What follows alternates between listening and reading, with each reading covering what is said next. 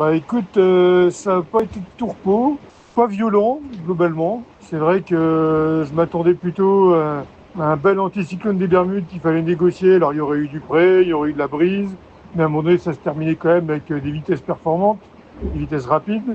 Et en fait ça n'a jamais été le cas.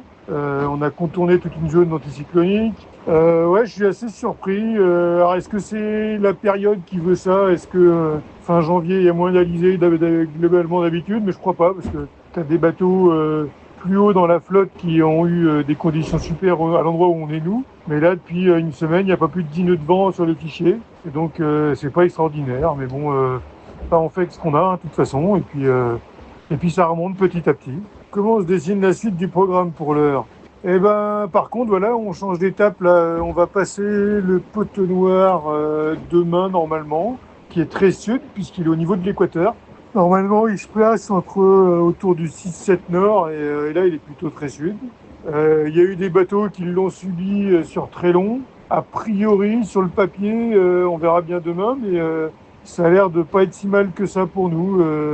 Il a l'air de pas être si violent que ça et donc peut-être qu'on peut en sortir. On peut avoir la chance d'en sortir rapidement, genre dimanche soir, lundi matin, et puis attaquer l'Atlantique Nord avec l'Alizé d'est-nord-est. Et là, pour le coup, ça va changer de rythme parce que ça va être au pré-reaching, bien velu, 20 nœuds, 25 nœuds, 30 nœuds probablement. Donc voilà, ça va être très actif.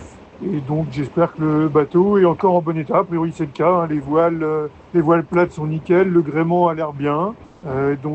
J'espère qu'on est armé pour tout ça. Et puis ensuite, il va falloir bosser, de savoir assez rapidement de quel côté des Açores on va passer. Voilà, donc je pense que ça va être le boulot très rapidement, parce que le choix, il va devoir se faire quand même assez vite normalement. Et donc ça va être le boulot qui va suivre.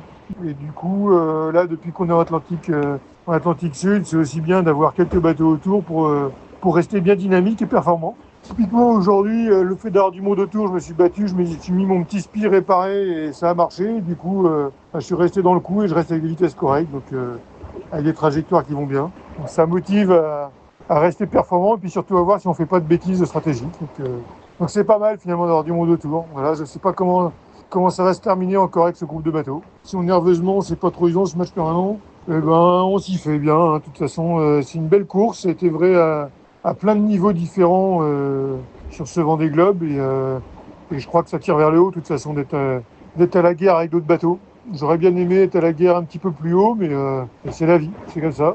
Et non, c'est pas c'est nerveusement, ça se gère en tout cas. Voilà, ça se gère plutôt bien.